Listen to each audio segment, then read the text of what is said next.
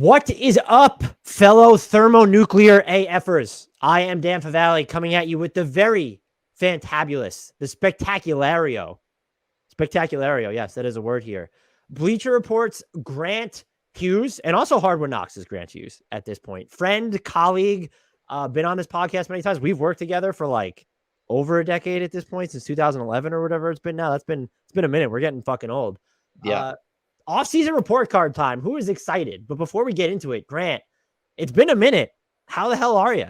I'm so happy to be back. I'm so happy to be doing these grades. I'm so happy to see your face, and I'm so happy to talk for 40 minutes offline about pre-workout supplements. Because we're getting old, we have to have those conversations. So I enjoyed that, but I'm going to enjoy this conversation more because I love this part of the year in a weird way because the dust is kind of settled, and like how you felt on July 3rd as all this stuff was going down has given way to sort of a bird's eye view.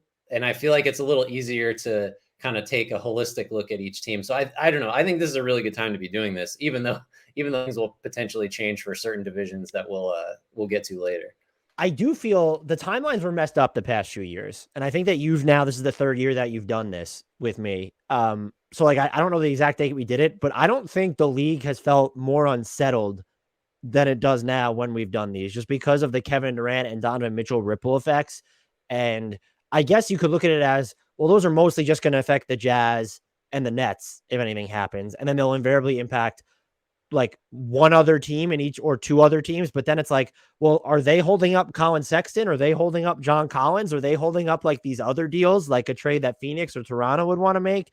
So I feel not even a little bit confident about doing these right now because I'm just like in my head, I have to make sure I'm not accounting for stuff that is unsettled. That has not happened yet.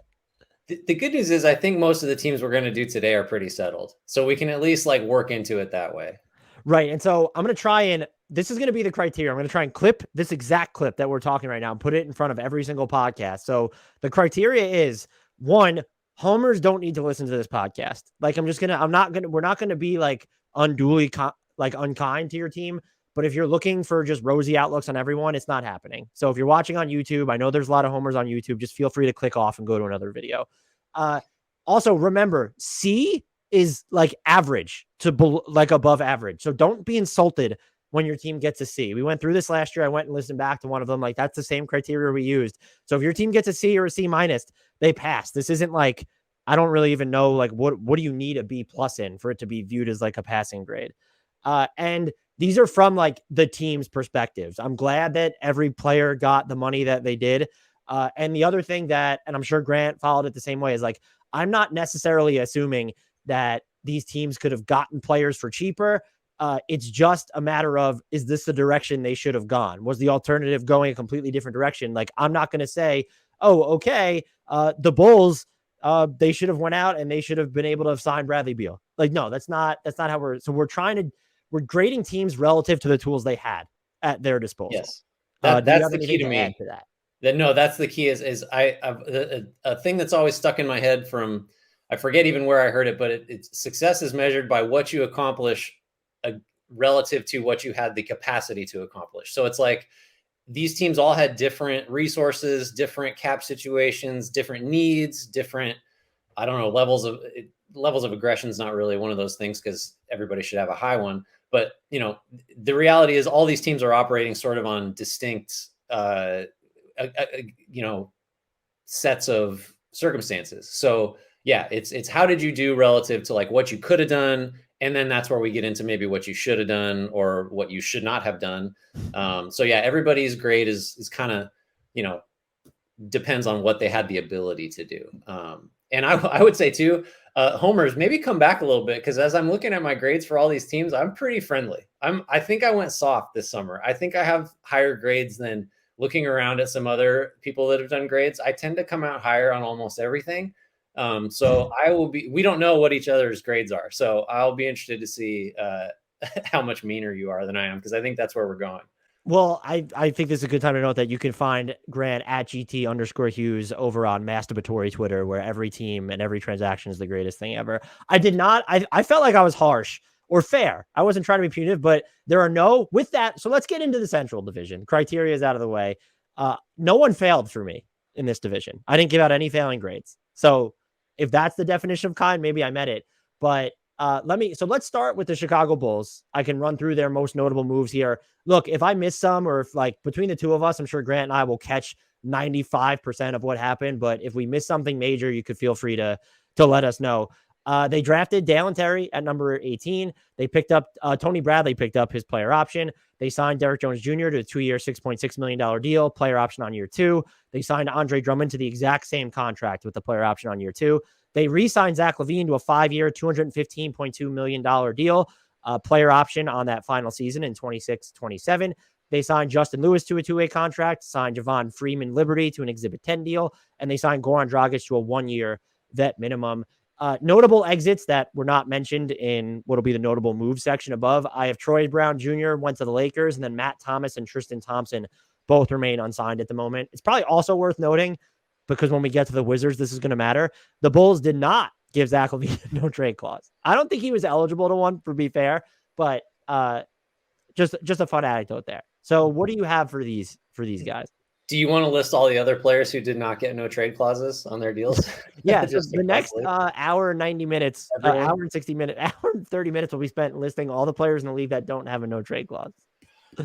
Yeah, so I just I had him at a flat B, and I feel like it was just, again, because the big piece of business was getting LaVine back into the fold.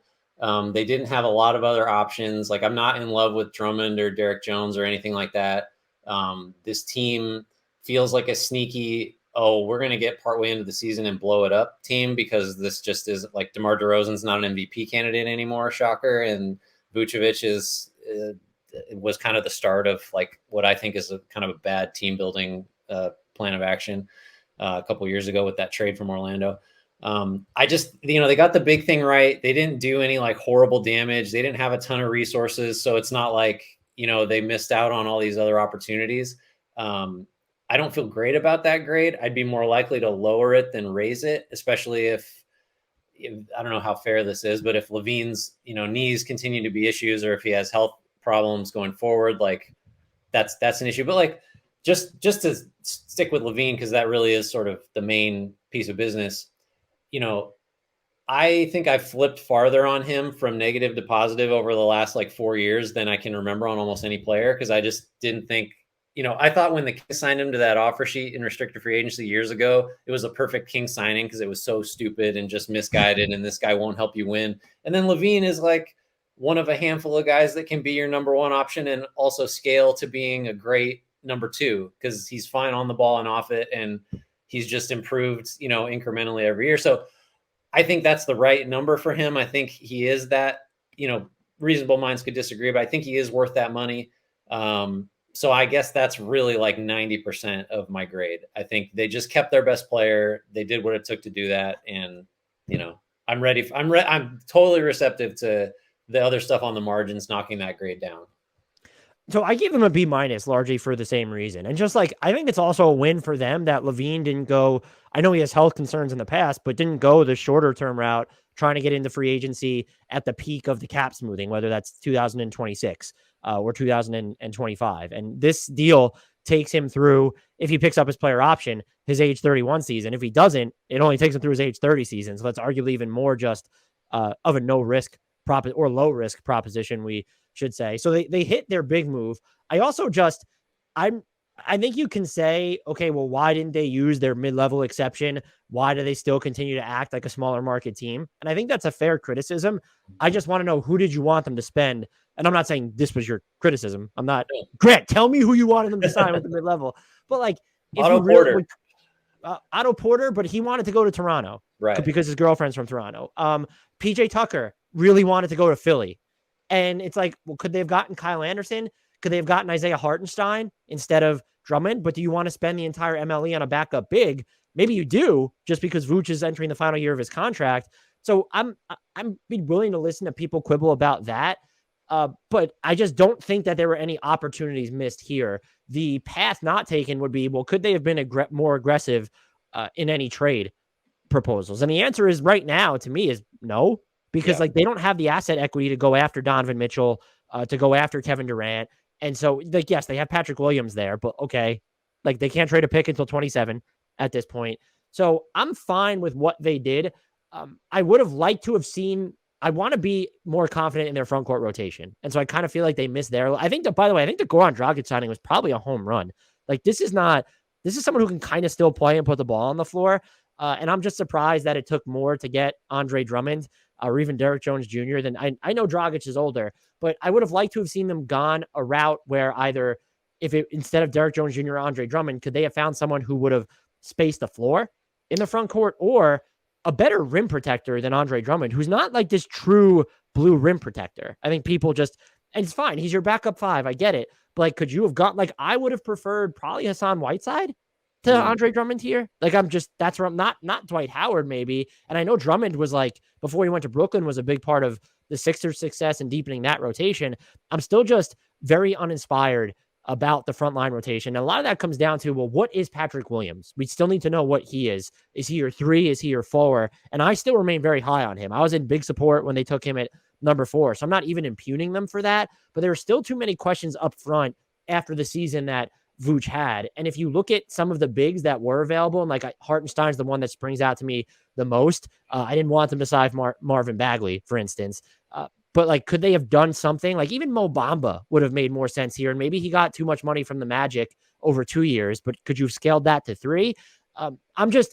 It wasn't an uninspiring offseason, but it was unspectacular. I think a B- relative to what was working, what they had working for them is like that. If you could have won as high as a B+ though, and I might have understood it, because I think that the Zach LaVine contract is a pretty massive win for the organization. Right. Because, just to put a put a bow on the LaVine thing, like, over the past couple of years, there were definitely periods where it was like, it seemed like there was a chance that he might leave. And now the cap space situation of this past offseason made that seem less and less likely as it sort of crystallized. But like, we got to work big to small, I think. And so it was not a foregone conclusion, probably right up towards the end of last season, that LaVine would be back. Like there was a legitimate chance that maybe he was, there was, it's all the agent speak stuff, but like he was going to test the market and he was looking forward to being an unrestricted free agent, all that stuff. So they got him back, and that just kind of controls it for me. So I think actually we kind of view that the same way. It just, we ended up closer than I thought we would actually. Yeah. I mean, I was prepared to be harder on them, but when I was going through their actual offseason and everything else that happened around the league, I don't know how much you like the stuff that you're going to take issue with is stuff in the more distant past, like the DeRozan trade, the Vooch trade, and the stuff that set them up here. Also, we might be feeling completely differently about this team if Caruso and Lonzo Ball never get injured. 100%. Then to your point, that's why Dragic matters, because like all the reports about Lonzo Ball continue to be pretty iffy. That's probably putting it kindly too. Yeah. So, I mean, their season completely changed when those two guys were hurt. So, and Dragic will not do what those guys did defensively. But yeah, that position of need addressed, I would say, even if maybe his age makes him, as unreliable potentially as Ball's going to be. We'll see. Anything else on them? That's all I got. Let's move on to the Cleveland Cavaliers. Notable moves for them include they drafted Ochai Agbaji at number 14. They drafted Isaiah Mobley at number 49 and then signed him to a 2-way contract. They signed RJ Nembhard to a 2-way contract. They signed a 2-way, not a two-way, excuse me. They signed Robin Lopez to a 1-year veteran minimum deal. Their big move so far, their second biggest move so far was they signed Ricky Rubio to a 3-year deal, $18.4 million, the full mini MLE. They signed Raul Neto to a 1-year veterans minimum deal, and then they signed Darius Garland to a 5-year designated rookie extension. It's worth $192.9. That can be bumped up to, I think it's $215 or $219, whatever it is, if he makes all NBA, and it becomes worth 30% of the cap. It's actually $231 million. It could be bumped up to, I believe, which that's a number you're happy to pay if he made an all NBA team. So It's just whatever it is, that's fine. Notable exits. So Colin Sexton, Ed Davis, and Rajon Rondo all remain unsigned. So they haven't exited, but Colin Sexton specifically still a restricted free agent as we record this. And then Moses Brown signed an Exhibit 10 deal with the Clippers. How did you grade the offseason from this team? Sort of knowing that I would argue, I won't give you my grade, but I did sort of bake in the fact that I think they've mishandled the Colin Sexton situation, at least to date. So that was going to be my first question to you is how is how do you feel about how the Sexton thing has gone? You, I guess I'll get to that. The Sexton thing actually didn't factor that much into my grade just because I don't know what's going to happen yet with him. I do think that the longer this goes on, and like we're way past the long end now in terms of offseason stuff, the better the chances are that they kind of retain him on a deal that makes sense for the team, as opposed to, past scenarios where it's, well, we're talking about 20 million a year, or, that always seemed a little much to me. So I didn't really factor that in, and I gave them a B plus, not to bury the lead. Again, working from the big to small thing. Like, I think Garland, if you think Garland has improved enough, I guess I could be receptive to that, but clearly if you're not sure, he's a little too small, or defensively, we're not sure that he's a max guy. I think offensively he's there and he's young enough to improve. And I think too, just the numbers, the stat that just, say what you want about on off swings, but the Cavs are 13.9 points per 100 worse when he's not on the floor. Like, that's a big deal. He is a vital piece. He's the only guy last year for long stretches that could sort of get the offense running. He's a good enough shooter, I think, to project as someone that really stretches the defense like a Lillard going forward. The size is an issue again, but I just think he's vital to the team. They locked him up. And then I think Rubio and Neto coming in as like your second and third stringers, even if you're not going to get a full season of Rubio, like suddenly that point guard situation, which was a real weakness behind Garland last year, is like, you're set. I think Neto is someone we both thought made sense for almost everybody as like a backup. And that's what he'll be until Rubio's back. And then he's your third guard. And that's a massive luxury. So I think they shored up the position they needed. Rubio's deal's a little rich given the injury history and the age, but I think this is a situation where clearly he really mattered to that locker room. Like, when he left, everybody was upset, and to have him back, there's just, the vibes are good. I think, we don't talk too much about that kind of thing, but I think it matters. Everything else after that, I was just kind of meh about. But yeah, I just thought they did the big thing and they hit the position they needed. And so, and I'm a softie grading this offseason. So they ended up with the B plus for me. So I gave them a C. And I consider giving them anywhere between a C plus and a C minus. So not like huge swings. The Darius Garland thing is big. And then he also doesn't have a player option, which is really good for the team when you're projecting forward. I didn't love the Rubio deal because, like you said, he's not going to be ready, and it cost you almost the entire mid-level exception.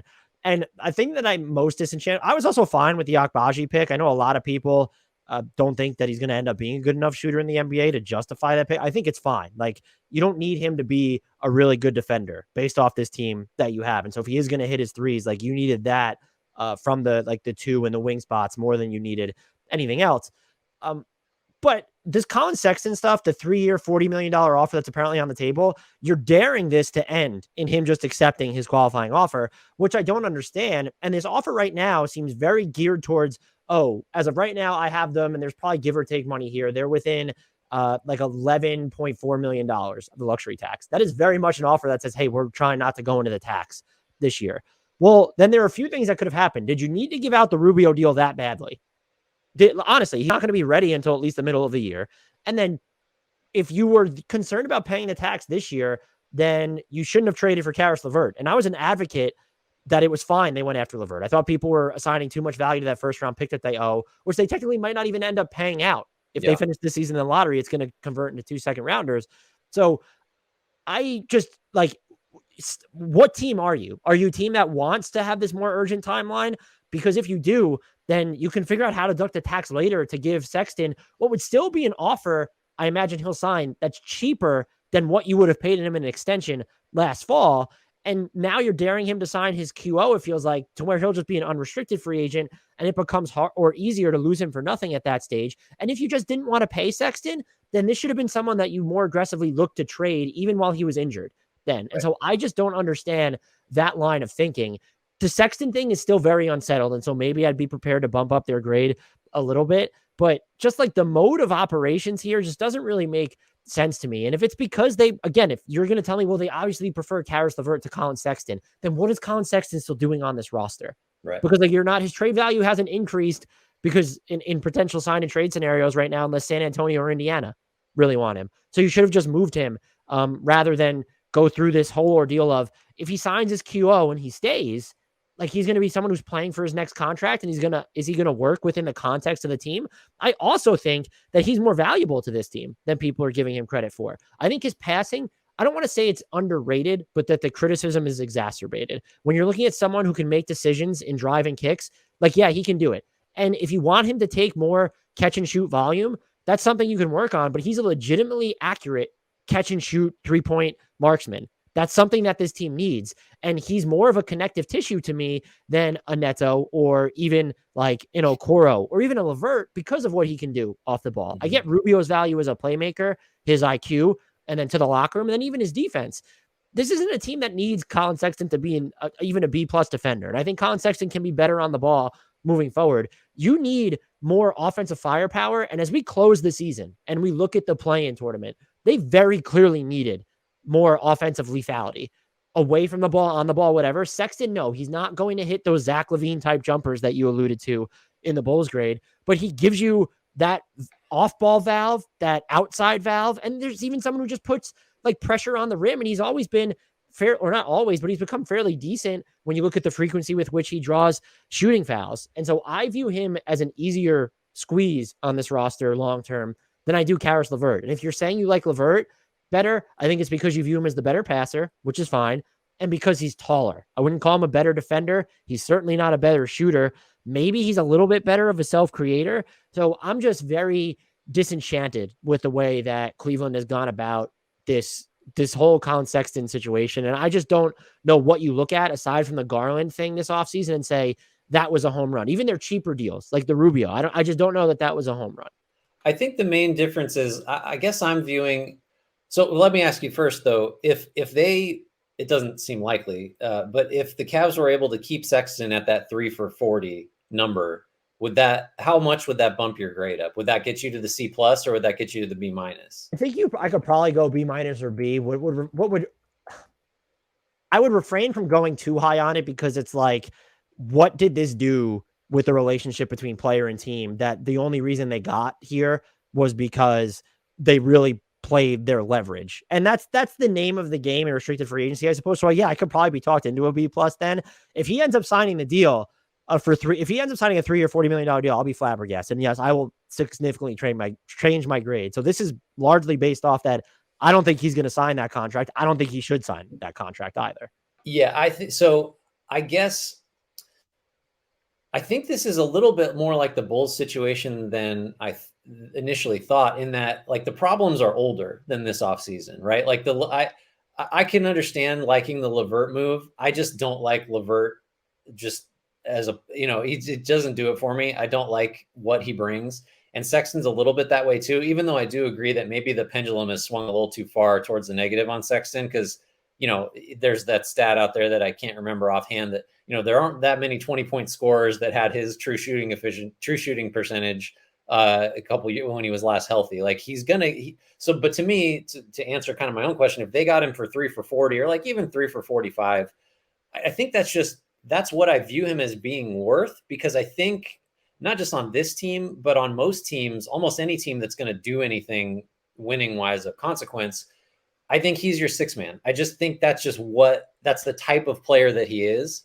It's early, but that's just how I view him. So like, yeah, it would have been great to have moved him, a long time ago and maybe not done the LeVert thing. And then maybe we have a big thing that can play both ends on this team, which is another thing that I didn't talk about when I was saying they addressed their needs. Like, it'd just be great if Okoro could shoot and then like your problems are solved. I feel like he's going down the Josh Okogie route of like, man, if Okogie could ever just shoot, the Wolves would have their. Whoa, that is like, he shot pretty well on corner. I know he's better than Okogie. Okogie's like a super outlier case, but I just remember always thinking that like they have the guy, if he could just make shots, Okoro's better.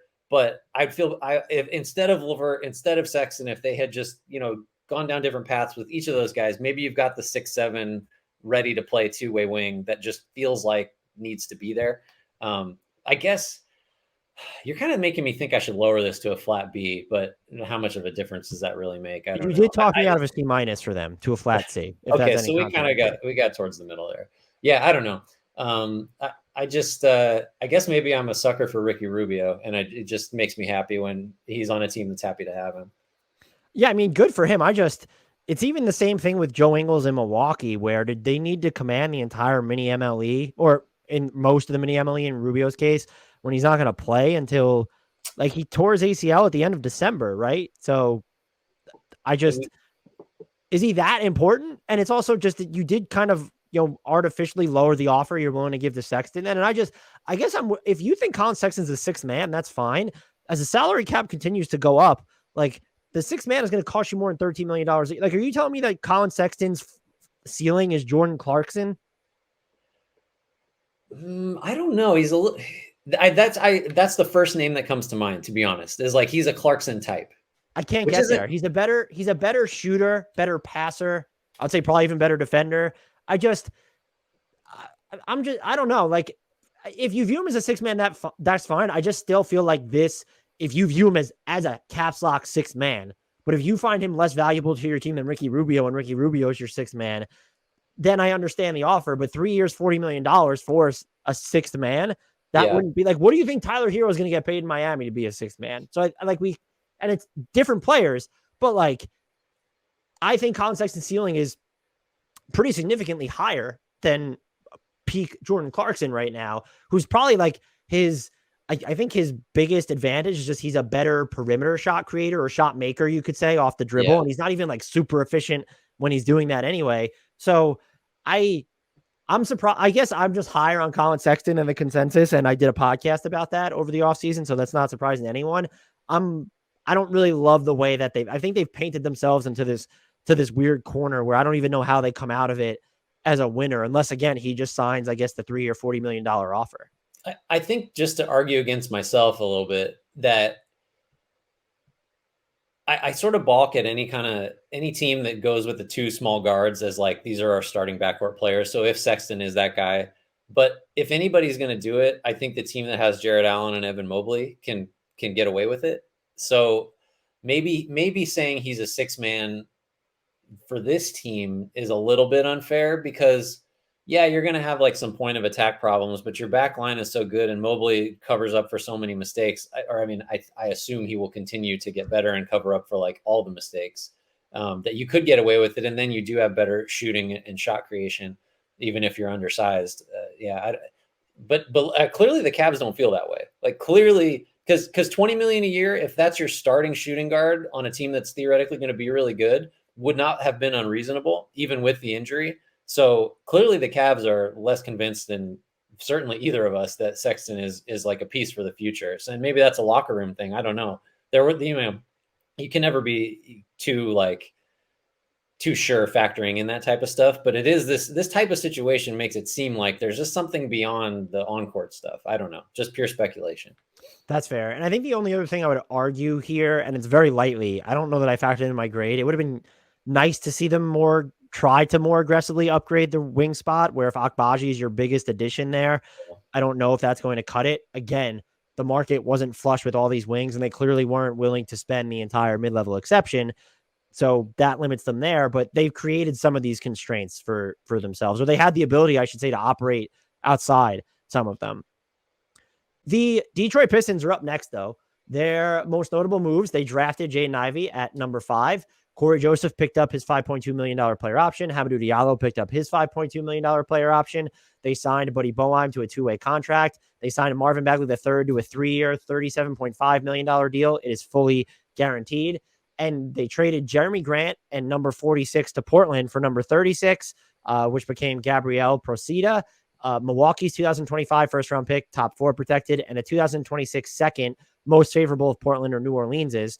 They then acquired Jalen Duren, the number 13 pick, from the Knicks for Kemba Walker and that Milwaukee 2025 first-round pick. They also acquired, in a separate trade, Nerlens Noel, Alec Burks, $6 million in cash, a 2023 second-round pick. It was Detroit's own, and a 2026 second-round pick for the draft rights to Nikola Radicevich, who was drafted in 2015, and a 2025 second rounder that's top 55 protected. So it was basically they got all that stuff to take those guys into their cap space. Nerlens Noel, Alec Burks, 2 second rounders, and $6 million in cash to lease out cap space to the Knicks. They also signed Kevin Knox to a 2-year, $6 million deal with a team option, on year 2. And they re-signed Rodney Magruder to a 1-year veteran minimums deal. Notable exits: they declined Luka Garza's team option and they declined Carson Edwards' team option. What grade did you have for the Detroit Pistons, Grant? So this is going to feel weird after the Cavs got a B+, which I think I'm going to call a B just for comparisons purposes. This is a B+. I'm going to put it in the doc as a B now. I'm tracking our grades this year to see if we have to do mea culpas next offseason. That's fair. That's fair. As long as we don't have to apologize for killing the Jared Allen signing again, the statute of limitations expired on that. This is a B+ for me. I might have had it in the A range, if not for which maybe you won't agree. I think you might. The Bagley signing is just like, I don't understand it on any level other than he's still kind of young. And is like physically, athletically talented. He just has not been a positive player. I don't know where the competition was that made the number get as high as it did for him. And the positional glut, like you've got other more important / better players that need to be at the 4 and the 5. And so I don't understand why we're investing here. I guess you could criticize them for not going the cap space route. They had a way to do that. I don't feel like that is legitimate. So yeah, like they won. Their draft was great. I think Ivy. Part of it's luck. I don't think Ivy could have easily come off the board sooner. I love his fit with Cade. I think Duren is a who knows project, but they really wanted him, and it was one of those picks where everybody was like, "Oh, I can't believe they pulled that off." So I feel good about that. And then just being willing to take on bad money, I think, and even the money's not even that bad that they got. So I getting a first for Grant. There's just all these little wins, I think, that add up to me. But it's just the Bagley thing that gives me pause and keeps me from going much higher for them. So you ended up, would you say, a B for them? B+. I struggled what to do when looking at their transactions with the Knicks. Like, do you look at them separately? Do you view it in totality? Because they end up acquiring Jalen Duren and Kemba Walker and Nerlens Noel, Alec Burks, $6 million in cash, and 2 second rounders for that's what was the cost of their cap space plus that Milwaukee first round pick, unless I'm forgetting anything there. So is that a sensible are they so sure Jalen Duren is that guy? And it doesn't even sound like he's going to be part of their starting lineup, which I guess you can argue makes sense.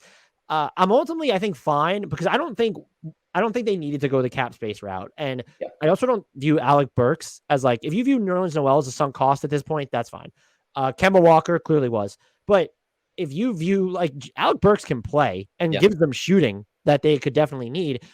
The stuff that I didn't, and I think the Ivy pick was just at that spot. He fell to you. That's fell at number 5, but that's a no brainer. And like I said, I'm tantalized by the Ivy, Cunningham, Duren trio. Why did you not more aggressively target shooting on this team? And I'm inclined to feel a little bit better about that because Isaiah Livers healthy looks like he's really going to sling it. And I actually just made the case. I think they should start him. That they should start Bay, Livers, and either Stewart or Duren with Ivy and Cunningham. But the Marvin Bagley contract, he played really well for them. He had some nice connections with Cade, showed some nice touch around the basket, some even nice fades a little bit. But where does he fit in the context of this? I don't ever want to see him playing the 4. And it only makes sense. He can't play the 4. He just can't do it. The only front court partner that it really makes sense to play him with right now is Kelly Olynyk because Olynyk can shoot. And that would be a defensive disaster. Yep. And I also just think when you look at the totality of this team, is there enough shooting? You have Burks, you have Livers. Let's consider Sadiq Bey a good shooter. I think Cade Cunningham will be better, but I want to see Cade Cunningham surrounded by more shooting. And I don't think that they did that enough. So I ultimately went with a B- because I don't think I was blown away by the transactions. I think what they did with the Knicks was absolutely fine. Mm-hmm. But I just the Bagley deal rubs me the wrong way, like I said. And I still think there's this weird ambiguity when you're looking at it's more so the 4 spot because I guess you're going to play like two bigs or two undersized, but because Isaiah Stewart is like kind of small, and I really love Beef Stew, but I don't necessarily love the logjam that they've created there. And even you can filter out Nerlens Noel if you don't think he should play, but there's also a chance that Nerlens Noel is more impactful than Marvin Bagley at this point. And fully guaranteed, I understand having mid-end contracts with the cap going up can be valuable for trade talks, but fully guaranteed at nearly $38 million for over 3 years, I didn't understand that.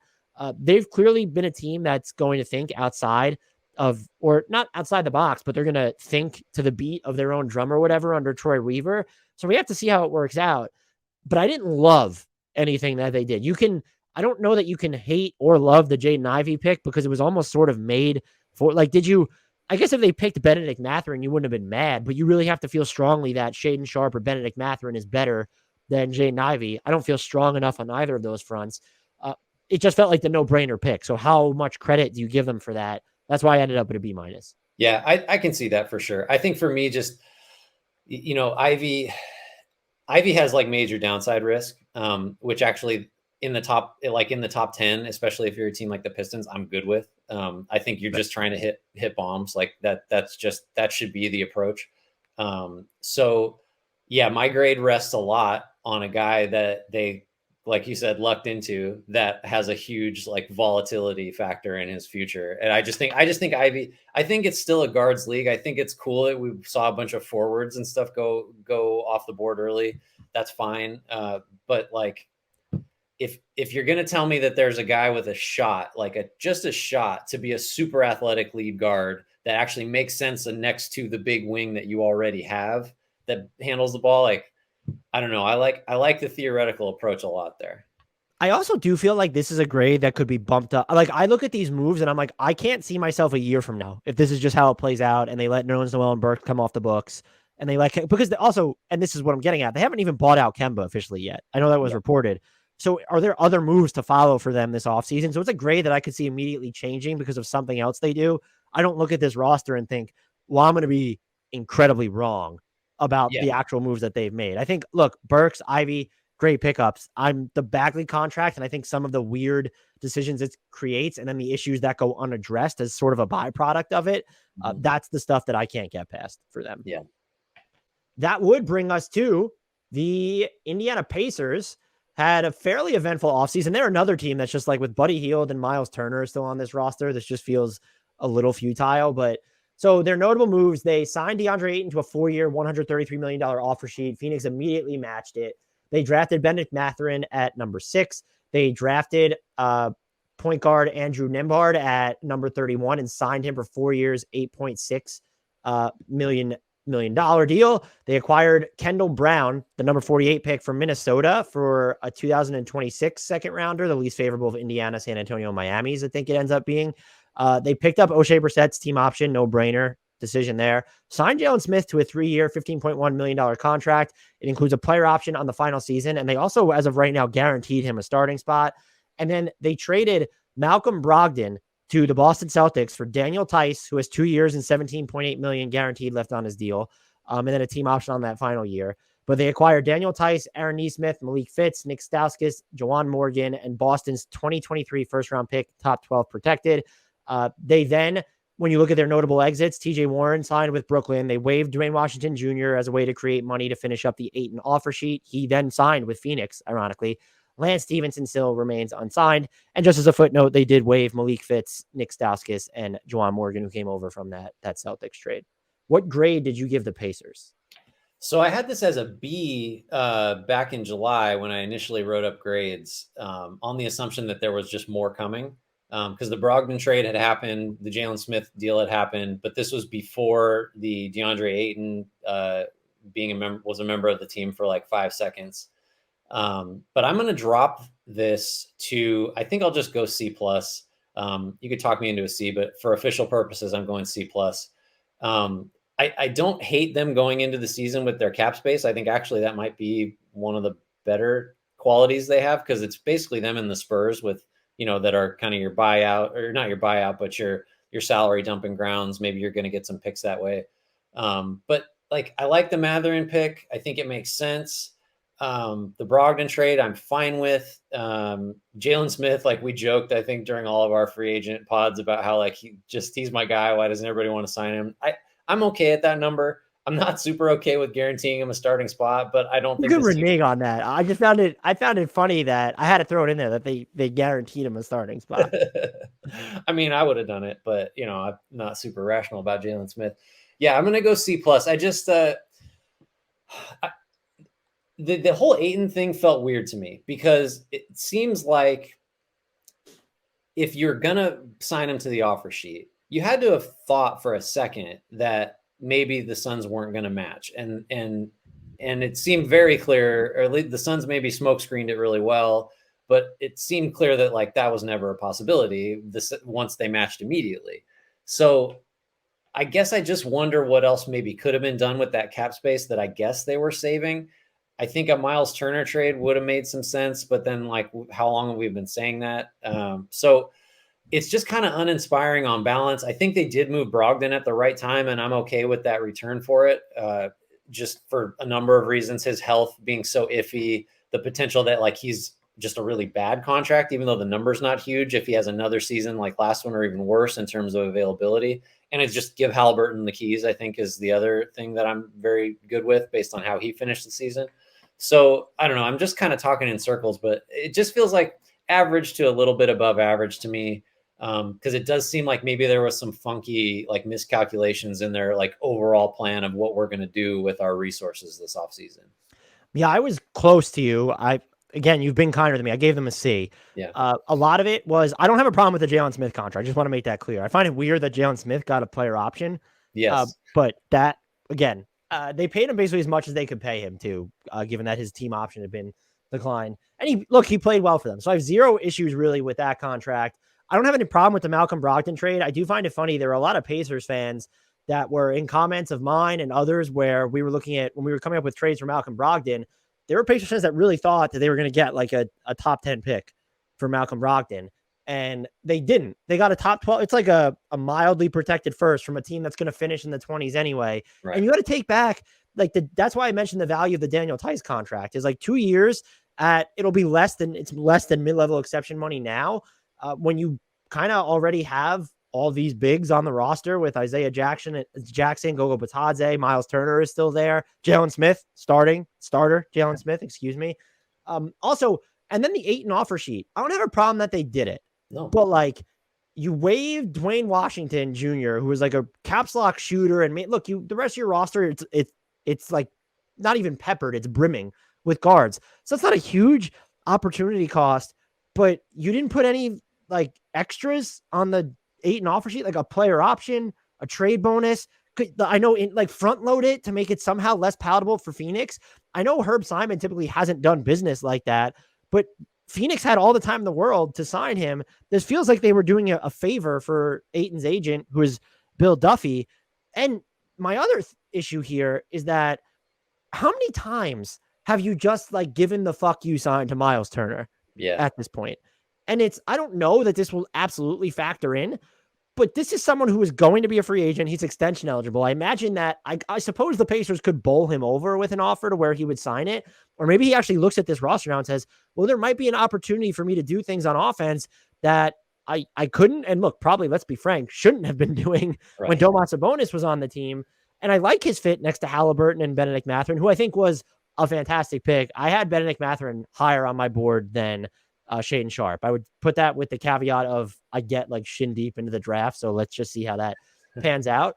But I don't understand why then you gave him the offer sheet at all if it was so palatable for Phoenix to immediately match it like that. And what was the intel you had? Because we know NBA teams are informed enough. With all of that said, I do respect that they have decided that this is or at least from the outside looking, like this is a rebuild. And the thing I wanted a quick correction on here. I gave Andrew Nembhard to two teams, RJ Nembhard to two teams. They have Andrew Nembhard is who they signed to that 4-year deal. So just a quick correction there. But I just like, I respect that they've chosen to actually rebuild, which is something that Herb Simon has really avoided. And I'm not saying that any of the moves that they made were detrimental, but it just feels it's all very average. I don't think they won any single moves that they've actually made. Like maybe the Nembhard, the number 31 pick, maybe that pans out as like this bargain contract for the team. But the Ayton offer sheet, I failed to see what the upside was for them. And I really thought when they offered it that there was just going to be something attached that made it a little bit harder to digest for Phoenix. And the fact that it didn't, and then what message does that send to Miles Turner? Have you somehow damaged his trade value because you so clearly don't figure a future with him involved at this point? I mean, it's gotten to the point where there was like a huge, I won't even call it a subset, but a very large portion of Lakers Twitter was, I was having arguments with that Miles Turner's worth more than a second round pick to trade for. And I'm not blaming that on the Pacers. That's clearly just a disconnect in certain fans that live in La La Land. But like, what are you doing here? And why is he, I'm not going to be trade him for the sake of trading him. I do believe that some of this business, again, is being held up by Kevin Durant and Donovan Mitchell, but you're not directly involved in either of those sweepstakes. Although I would make the case that if Indiana wanted to, I could support a Halliburton, Donovan Mitchell backcourt if anybody cares about that. So I respect the direction. I just think it was a very average offseason for a team that, when you look at how much cap space they still had, could have been a lot more aggressive. And I do recognize that what really could change this is, what do they wind up doing with the cap space? Do they fold it over at the trade deadline into something that a team that's looking to get off money in advance of free agency, or just for some reason? Or do they win the move that includes Buddy Hield and or Miles Turner in it? There's a level of incomplete here. I also just feel like there shouldn't be, given all the tools that they had at their disposal this summer. Right. Yeah. Incomplete is definitely at play here. I just wonder, I wonder what Miles Turner's trade value is. But the only thing that's for sure is that it's lower than it was a year ago and then 2 years ago, which is about how long the trade whispers had kind of been swirling around. So it might be the longest tenured mentioned in trades without getting traded player in the league. I'm trying to think, is there anyone else that's like, no, he's got the belt, because like it was him and Dame in there for a little bit and Beal for a little bit, but like Beal for sure, Beal. But this is, I mean, not only is he like the longest tenured guy, he's also the guy that you could just talk yourself into fitting on every team. Remember how easy that is, and how often you just say, like, who would really help? The Hornets. Like, the Hornets were always the team, right? Just get him in there. They still might be the team. They may still be the team. That's right. No, I just wonder, this is another thing where I think part of like us not feeling super great about the whole situation is due to like what Indiana did not do 18 months ago. Right. Yeah, because like they're just in this situation that they didn't need to be in. If you're going to trade Turner, and clearly they've entertained the idea for a very long time, just fucking do it, because now now he's an expiring contract, and yeah, he's worth more than a second rounder, I think. But the longer this goes on, the less valuable he becomes, just because he's going to be, unless they extend him, which I don't think that's likely. That would be honestly the most hilarious outcome. Would he sign it? I mean, I think I'd rather look at, like, if they came at a $30 million a year extension. Well, actually, he can't even go that high because of how much he's being paid. So that's the other thing. He's at, what is he, 18 million this year? Mm-hmm. So he probably doesn't even sign one, because a 120% raise off of that, maybe that, like, if he liked the team, maybe, but I can't imagine he's super happy. And I don't want to be I'm really trying not to ascribe his feelings to this, but how many times he was basically sent to Boston at one point. Right. Well, I just admitted that. So I like the Pacers' direction. So it's like, again, a C is not super critical.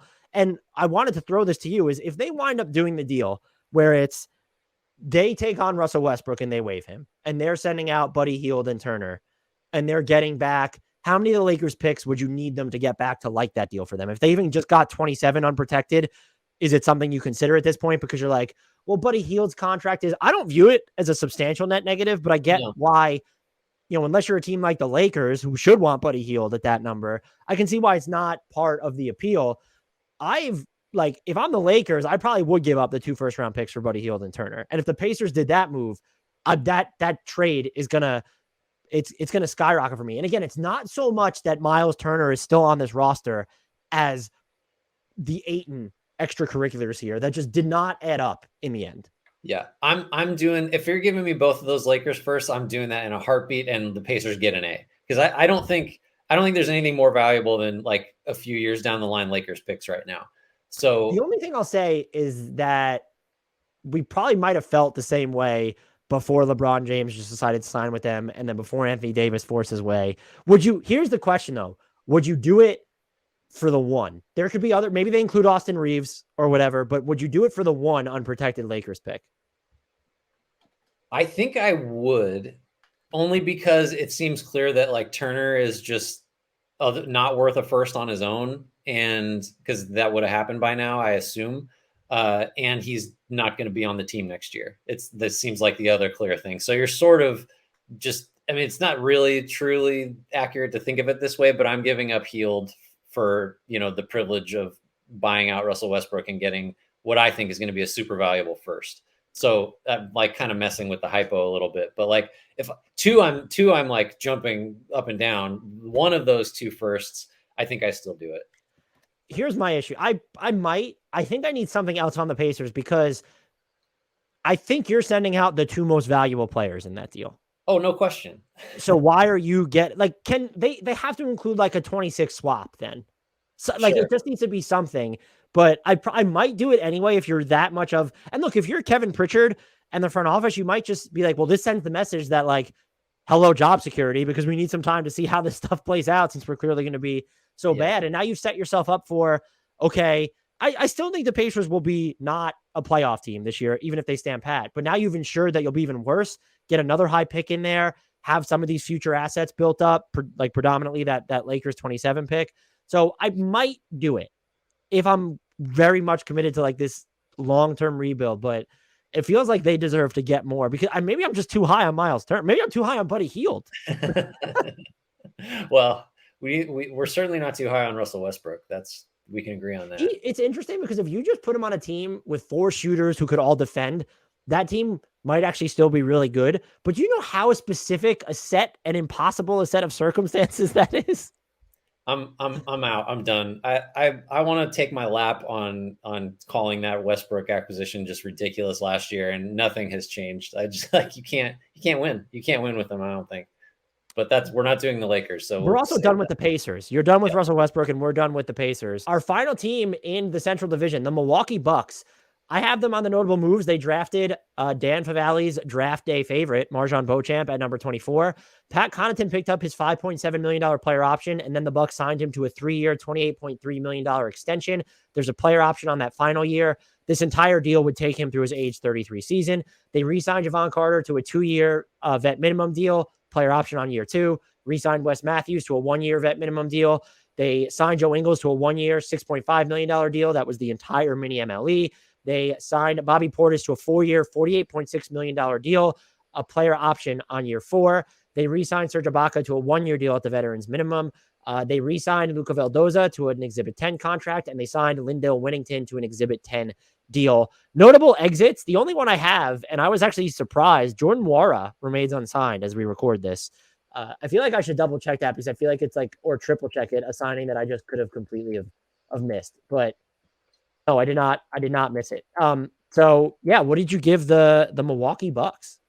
So this was a C- a month ago, and having lived with it now for a little while, it's a D+, and my official is a D+.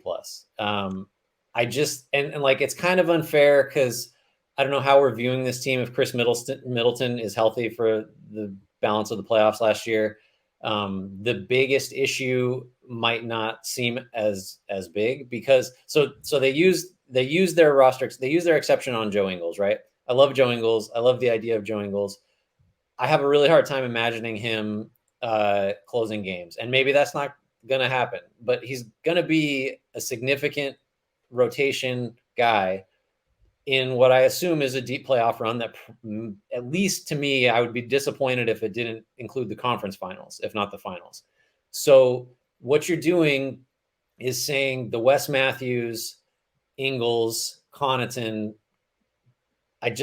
Beauchamp, I'm not going to pencil him in for anything, even though I do like him. Maybe not as much as you do, but so I'm smitten. That's how much I'm smitten. Smitten. We're going to play. We used our biggest resource on Joe Ingles, who is coming off a torn ACL. And like this, again, this is what would you have wanted them to do? To me, sign a guy that you think might be able to stay on the floor on either end or on defense, because offensively, I think he'll probably be fine. The shot's going to be there. He's a great passer. You can use him in pick and rolls. Like you will find uses for Joe Ingles offensively.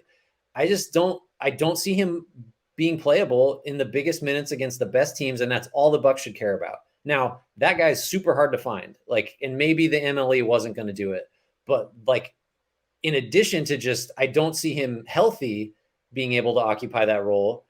Coming off a major injury, I definitely don't see it. So maybe that's harsh, but like, this team is at a point where when you've got such a finite number of ways to get better, you just can't mess it up. Like, and the stakes are incredibly high because they're going to be great.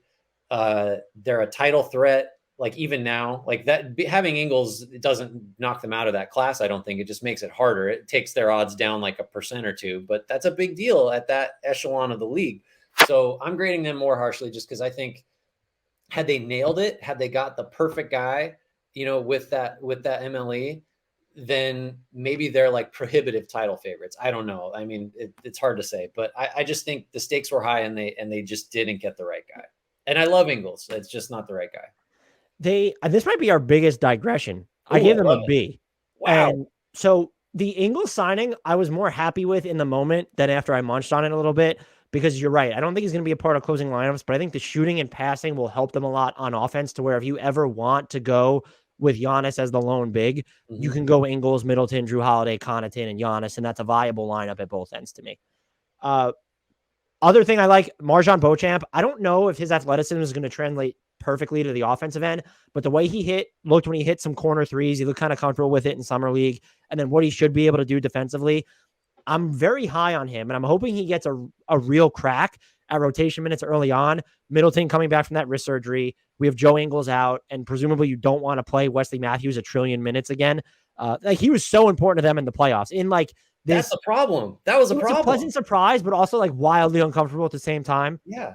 So, but I also liked getting Javon Carter back, like that. Getting West back, I like that. Here are the things that I straight up did not like. You mentioned that, and I talked to Ty Windish of the Eurostep about this. It doesn't seem like Milwaukee wants more Giannis as the lone big lineups, especially during the regular season, which I can get. I hate the Bobby Portis contract, and I'm well aware. You look at some of the numbers. He and Giannis, straight up, the Bucks slayed opponents when they were on the court together. My whole thing is, I don't view that as someone who's going to be in your best playoff lineups. And to give a 4-year deal that's still going to be above the mid-level exception type money moving forward, and then the player option, you couldn't have spent that money elsewhere. I get it. I don't love the contract. I don't love what it says about how they want to build out their roster moving forward. It's uninspiring. It was only the minimum, but like, Serge Ibaka didn't play well enough to be like, just pencil him in for a roster spot here.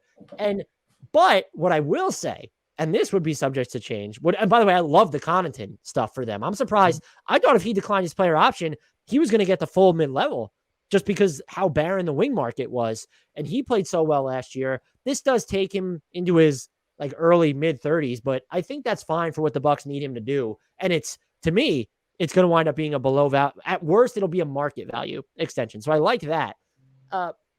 They're spending, they're 27 plus million into the tax right now. And every team, if you're good, should go into the tax. I'm not going to, applaud the team governors here, but the fact that they were willing to spend, where it wasn't even a second guess. They just paid Bobby Portis and they locked up Pat Connaughton long-term.